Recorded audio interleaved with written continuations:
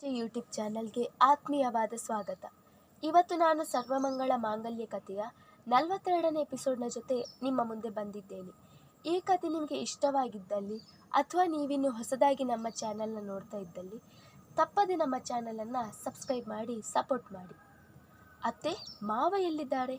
ಅತ್ತಿತ್ತ ನೋಡುತ್ತಾ ಕೇಳಿದಳು ಧಾರಿಣಿ. ಅವಳು ಹೊರಗಡೆ ಶ್ಯಾಮ್ ಜೊತೆಗೆ ಗಾರ್ಡನ್ನಲ್ಲಿದ್ದಾರಮ್ಮ. ಪಾರ್ಥನು ಜೊತೆಗೆ ಇದ್ದಾನೆ, ಅದೇನೋ ಬಿಸ್ನೆಸ್ ಬಗ್ಗೆ ಮಾತಾಡ್ತಾ ಇದ್ದಾರೆ ಎಂದರು ನೀಲಾರವರು. ಸರಿ ಅತ್ತೆ ಎಂದವಳೆ ಗಾರ್ಡನ್ನತ್ತ ಹೆಜ್ಜೆ ಹಾಕಿದಳು. ಅಂದಹಾಗೆ ಶಿಂದೆ ಕಂಪನಿ ಕರುಣಾಕರ್ ಅವರ ಜೊತೆ ಒಂದು ಹೊಸ ಪ್ರಾಜೆಕ್ಟ್ಗೆ ಕೈ ಹಾಕಿದ್ದೆ ಅಂತ ಹೇಳಿದ್ದೆ ಅಲ್ವಾ? ಏನಾಯ್ತು ಆ ಕೆಲಸ? ಗಂಭೀರವಾಗಿ ಕೇಳಿದರು ರಾಮ್. ಹಾ ದೊಡ್ಡಪ್ಪ, ಅವರು ಕೂಡ ನಮ್ಮ ಜೊತೆ ವರ್ಕ್ ಮಾಡೋದಕ್ಕೆ ಒಪ್ಕೊಂಡಿದ್ದಾರೆ. ಈಗಾಗಲೇ ಹೊಸ ಪ್ರಾಜೆಕ್ಟ್ ಬಗ್ಗೆ ನಮ್ಮ ಕಂಪನಿಯವರಿಗೆಲ್ಲ ವಿಷಯ ತಿಳಿಸಿದ್ದೀನಿ. ಅವರು ಕೂಡ ಓವರ್ ಟೈಮ್ ವರ್ಕ್ ಮಾಡ್ತಾ ಇದ್ದಾರೆ, ತುಂಬ ಸ್ಟ್ರಗಲ್ ಮಾಡ್ತಾ ಇದ್ದಾರೆ. ಖಂಡಿತ ಈ ಹೊಸ ಪ್ರಾಜೆಕ್ಟ್ ನಮಗೆ ಸಕ್ಸಸ್ನ ತಂದು ಕೊಡುತ್ತೆ, ಅದರಲ್ಲಿ ಯಾವ ಡೌಟ್ ಕೂಡ ಬೇಡ ಎಂದನು ಪಾರ್ಥ ಆತ್ಮವಿಶ್ವಾಸದಿಂದ. ಪಾರ್ಥನ ಸಾರಥ್ಯ ಇದ್ದಾಗ ಸೋಲೋ ಮಾತೇ ಇಲ್ಲ ಎಂದು ನಕ್ಕು ಅವನ ಭುಜ ತಟ್ಟಿದರು ರಾಮ್. ಅವರ ಮಾತಿಗೆ ನಸುನಕ್ಕವನು, ದೊಡ್ಡಪ್ಪ, ಇದೇ ಖುಷಿನಲ್ಲಿ ಕರುಣಾಕರ್ ಅವರು ರೆಸ್ಟೋರೆಂಟ್ನಲ್ಲಿ ಒಂದು ಗೆಟ್ ಟುಗೆದರ್ ಪಾರ್ಟಿ ಇಟ್ಕೊಂಡಿದ್ದಾರೆ. ನೆಕ್ಸ್ಟ್ ವೀಕ್ನಲ್ಲೇ ಪಾರ್ಟಿ ಇರೋದು ಎಂದನು.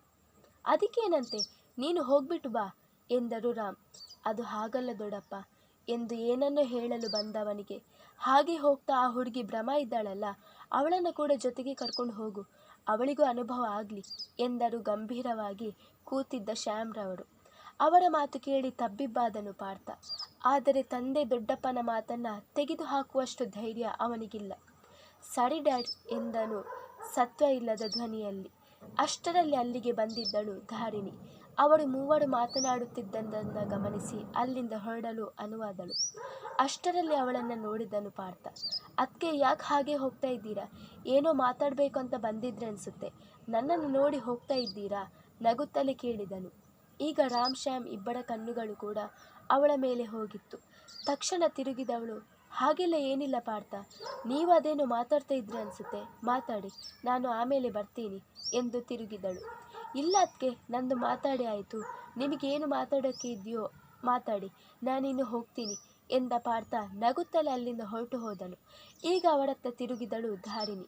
ಒಳಗೊಳಗೆ ಭಯವಂತೂ ಇದ್ದೇ ಇತ್ತು. ಏನಮ್ಮ ಧಾರಿಣಿ, ಮಾತಾಡೋದಕ್ಕಿತ್ತ ಕೇಳಿದರು ರಾಮ್. ಹೌದು ಮಾವ, ನಿಮ್ಮ ಜೊತೆ ಸ್ವಲ್ಪ ಪರ್ಸ್ನಲ್ ಆಗಿ ಮಾತಾಡೋಕ್ಕಿತ್ತು ಎಂದಳು ಹಿಂಜರಿಯುತ್ತಲೇ. ಸರಿ ನಮ್ಮ ಮಾತಾಡು, ಅದಕ್ಕೇನಂತೆ ಎಂದರು ನಗುತ್ತಲೇ. ಅವಳ ಕಣ್ಣು ಶ್ಯಾಮ್ರವರ ಮೇಲೆ ಹೋಯಿತು. ಅವಳ ನೋಟವನ್ನು ಕಂಡವರು, ಸರಿ ಅಣ್ಣ, ನಾನಿನ್ನು ಬರ್ತೀನಿ ಎಂದು ಸಿರಿ ಎದ್ದು ನಿಂತರು. ಪರವಾಗಿಲ್ಲ ಮಾವ, ನೀವು ಇದ್ರೂ ಏನು ಅಡ್ಡಿಲ್ಲ ಎಂದಳು. ಮತ್ತೆ ತನ್ನ ಜಾಗದಲ್ಲಿ ಆಸೀನರಾದರು ಶ್ಯಾಮ್. ಸರಿ ನಮ್ಮ, ಹೇಳು, ಏನು ವಿಷಯ ಕೇಳಿದರು ರಾಮ್. ಮಾವ ಅದು ಎಂದು ರಾಗ ತೆಗೆದವಳಿಗೆ, ಹೆದರ್ಕೋಬೇಡಮ್ಮ, ಧೈರ್ಯವಾಗಿ ಮಾತಾಡು ಎಂದರು. ಮಾವ, ವಯಸ್ಸಲ್ಲಿ ನಾನು ನಿಮಗಿಂತ ಸಣ್ಣವಳು, ನೀವು ಬದುಕನ್ನು ನೋಡಿರೋರು, ಅನುಭವಸ್ಥರು. ನಿಮ್ಮ ಮುಂದೆ ನಾನು ಏನೇನೂ ಅಲ್ಲ, ಆದರೂ ನನಗೆ ಅನಿಸಿದ್ದನ್ನು ನಾನು ಹೇಳಲೇಬೇಕು ಅಂತ ತೀರ್ಮಾನ ಮಾಡಿ ಬಂದಿದ್ದೀನಿ ಎಂದು ಪೀಠಿಕೆ ಹಾಕಿದವಳು, ಇನ್ನು ಎಷ್ಟು ದಿನ ಅಂತ ಹೆತ್ತ ಮಗಳ ಮೇಲೆ ಹಠ ಸಾಧಿಸ್ತೀರ ಮಾವ? ಹಠದಿಂದ ಯಾವುದು ಬದಲಾಗೋಲ್ಲ. ಹಠ ಅನ್ನೋದು ಅದೆಷ್ಟೋ ಸಂಬಂಧಗಳನ್ನು ಹಾಳು ಮಾಡಿದೆ. ಇದರಿಂದ ಕಳ್ಕೊಳ್ಳೋದು ಹೆಚ್ಚು ವಿನಃ ಪಡ್ಕೊಳ್ಳುವಂಥದ್ದು ಏನೂ ಇಲ್ಲ ಮಾವ. ಪ್ರತಿಯೊಬ್ಬ ತಂದೆನೂ ಬಯಸೋದು ಮಕ್ಕಳ ಒಳ್ಳೆಯದನ್ನೇ. ತನ್ನ ಇಡೀ ಜೀವನವನ್ನೇ ಮಕ್ಕಳಿಗೋಸ್ಕರ ಮೀಸಲಾಗಿರ್ತಾನೆ. ನೀವು ಕೂಡ ಒಂದು ಹುಡುಗಿ ತಂದೆಯಾಗಿ ನಿಮ್ಮ ಇಡೀ ಜೀವನವನ್ನೇ ಅವರಿಗಾಗಿ ಮುಡಿಪಾಗಿಟ್ಟಿದ್ದೀರಾ.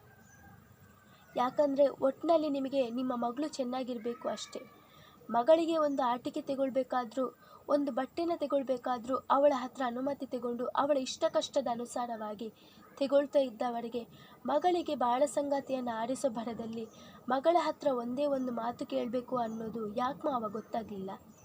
ಅದೆಷ್ಟೋ ಮಕ್ಕಳು ತಮ್ಮ ತಮ್ಮ ತಂದೆ ತಾಯಿಗೋಸ್ಕರ ತಮ್ಮ ಪ್ರೀತಿಯನ್ನೇ ತ್ಯಾಗ ಮಾಡಿದ್ದಾರೆ. ಆದರೆ ಆ ತ್ಯಾಗದ ಹಿಂದೆ ಅದೆಷ್ಟು ನೋವು ಅನುಭವಿಸ್ತಾ ಇರ್ತಾರೆ ಅನ್ನೋದು ಅವರಿಗೆ ಮಾತ್ರ ಗೊತ್ತು. ಒಂದು ವೇಳೆ ನೀವು ಇಷ್ಟಪಟ್ಟ ಹಾಗೆ ನೀವು ತೋರಿಸಿದ ಹುಡುಗನನ್ನು ಮದುವೆ ಆಗ್ತಾ ಇರ್ತಿದ್ರೆ ಇವತ್ತು ನಿಮ್ಮ ಮಗಳು ಕೂಡ ಅದೇ ಹೆಣ್ಣು ಮಕ್ಕಳ ಸಾಲಿನಲ್ಲಿ ನಿಲ್ತಾ ಇದ್ಲು. ಆದರೆ ದೇವರ ದಯೆಯಿಂದ ಅವರ ಜೀವನ ಹಾಳಾಗಲಿಲ್ಲ.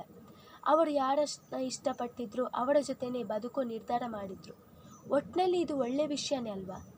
ಹುಡುಗ ಯಾರೋ ಪೋಲಿನೋ ರೌಡಿನೋ ಆಗಿರ್ತಾ ಇದ್ದಿದ್ರೆ ನೀವು ಕೋಪ ಮಾಡಿಕೊಳ್ಳೋದ್ರಲ್ಲೂ ಒಂದು ಅರ್ಥ ಇತ್ತು. ಆದರೆ ಮಾವ, ನಿಮ್ಮ ಅಳಿಯ ಮುತ್ತಿನಂಥ ಹುಡುಗ, ನೀವೇ ಹುಡುಕ್ತಾ ಇರ್ತಿದ್ರು ಗಮ್ಯ ಅವರಿಗೆ ಇಷ್ಟು ಒಳ್ಳೆ ಬುದ್ಧಿ ಇರೋ ಹುಡುಗ, ವ್ಯಕ್ತಿತ್ವ ಇರೋ ಹುಡುಗ ಸಿಗ್ತೇ ಇರಲಿಲ್ಲ ಎಂದವಳು. ಅವರು ಅವತ್ತು ಮನೆಗೆ ಬಂದಾಗ ನೀವು ತನವು ಮೇಲೆ ಕೈ ಮಾಡಬಾರ್ದಾಗಿತ್ತು ಮಾವ. ನಿಜವಾಗ್ಲೂ ಅಲ್ಲಿ ತಪ್ಪಿದ್ದದ್ದು ನಿಮ್ಮ ಮಗಳದ್ದೇ ಹೊರತು ಆ ಹುಡುಗನದ್ದಲ್ಲ.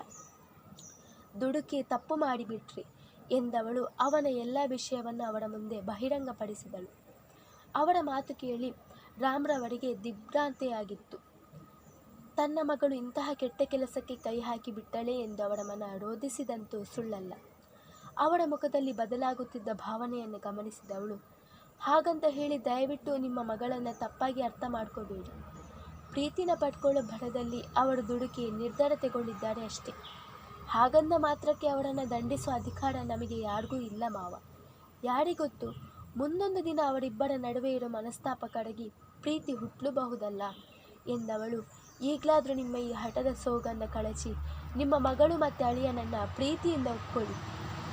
ತಪ್ಪು ಎಲ್ಲರೂ ಮಾಡ್ತಾರೆ, ಆದರೆ ಆ ತಪ್ಪನ್ನು ಕ್ಷಮಿಸೋ ಗುಣ ನಮ್ಮಲ್ಲಿದ್ದಾಗ ಎಂಥ ದೊಡ್ಡ ತಪ್ಪು ಆಗಿದ್ರೂ ಅದು ನಮ್ಮ ಕಣ್ಣಿಗೆ ಸರಿಯಾಗಿ ಕಾಣುತ್ತೆ ಮಾವ. ನೀವು ತೆಗೊಳ್ಳೋ ಈ ಒಂದು ನಿರ್ಧಾರದಿಂದ ಒಂದು ತಾಯಿ ಮನಸ್ಸು ಹಗುರಾಗುತ್ತೆ. ಇಬ್ಬರು ತಮ್ಮಂದಿರಿಗೆ ಅವರ ಅಕ್ಕನನ್ನು ನೋಡೋ ಭಾಗ್ಯ, ಮಾತಾಡೋ ಭಾಗ್ಯ ಮತ್ತೆ ಸಿಗುತ್ತೆ. ಎಲ್ಲದಕ್ಕಿಂತ ಹೆಚ್ಚಾಗಿ ಒಬ್ಬ ತಂದೆಗೆ ಮಗಳ ಪ್ರೀತಿ ಸಿಗುತ್ತೆ. ನಿಮ್ಮ ಒಂದು ನಿರ್ಧಾರದಿಂದ ಇಡೀ ಮನೆ ವಾತಾವರಣನೇ ಬದಲಾಗುತ್ತೆ.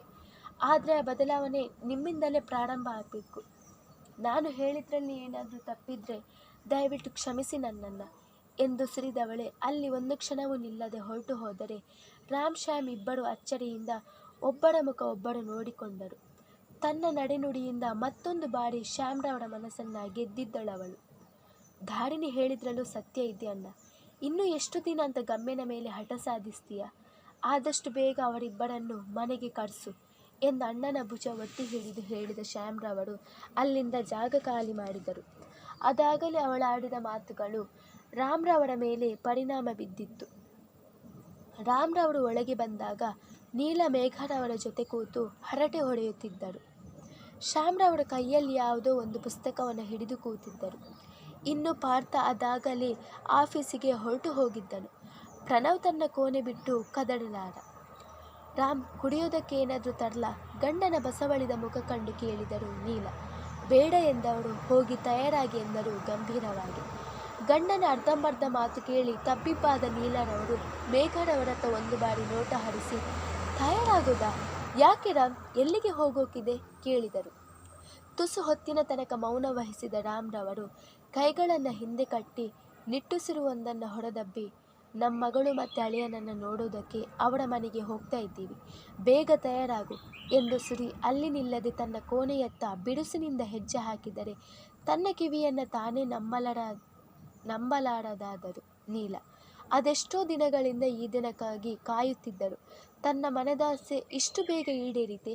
ಖುಷಿಗೆ ಅವರ ಕಣ್ಣುಗಳು ತುಂಬಿದವು. ಇದಕ್ಕೆಲ್ಲ ಕಾರಣಕರ್ತಳಾದವಳಿಗೆ ಅವರ ಕಣ್ಣುಗಳು ತಡಕಾಡಿದವು. ಮೇಲೆ ಮಹಡಿಯಲ್ಲೇ ನಿಂತು ಎಲ್ಲವನ್ನೂ ಕೇಳಿಸಿಕೊಳ್ಳುತ್ತಿದ್ದ ಧಾರಿಣಿಯ ಮುಖದಲ್ಲಿ ಅದೇ ಶಾಂತತೆಯ ನಗು. ನೀಲರವರನ್ನು ಕಂಡು ಕಣ್ಣು ಮುಚ್ಚಿ ಎಲ್ಲವೂ ಒಳ್ಳೆಯದಾಗುತ್ತದೆ ಎಂದು ಸನ್ನೆ ಮಾಡಿದಳು. ಅವರ ಮುಖದಲ್ಲೂ ನಗು ಮೂಡಿತು. ಅಲ್ಲಿಂದಲೇ ಅವರಿಗೆ ಕೃತಜ್ಞತೆ ಸಲ್ಲಿಸಿದರು.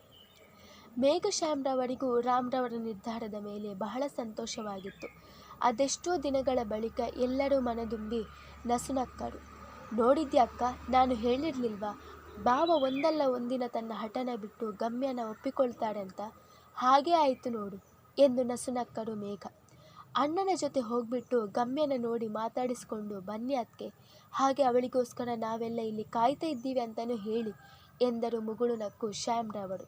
ಅವರೆಲ್ಲರ ಮಾತಿಗೂ ಪ್ರತಿಯಾಗಿ ನಕ್ಕವಳು ಮಗಳನ್ನು ಕಾಣುವ ಬಯಕೆಯಿಂದ ತನ್ನ ಕೋಣೆಯತ್ತ ಬೇಗನೆ ಹೆಜ್ಜೆ ಹಾಕಿದರು. ಕೋಣೆಯೊಳಗೆ ಬಂದವರೇ ಕೈಗೆ ಸಿಕ್ಕ ಒಂದು ಸೀರೆಯನ್ನು ತರಬರನೆ ಉಟ್ಟುಕೊಂಡು ಸಂಭ್ರಮದಿಂದ ತಯಾರಾಗತೊಡಗಿದರು. ಮಡದಿಯ ಸಂಭ್ರಮವನ್ನು ಕಣ್ಣು ತುಂಬಿಸಿಕೊಳ್ಳುತ್ತಿದ್ದ ರಾಮ್ರವರಿಗೆ ತಾನೊಂದು ವೇಳೆ ಈ ನಿರ್ಧಾರವನ್ನು ಕೈಗೆತ್ತಿಕೊಳ್ಳದೆ ಹೋಗಿದ್ದರೆ ತನ್ನಿಂದಾಗಿ ಅದೆಷ್ಟು ಜೀವಗಳು ನೋವು ತಿನ್ನುತ್ತೇನೋ ಎಂಬ ಭಾಸವಾಗಿತ್ತು.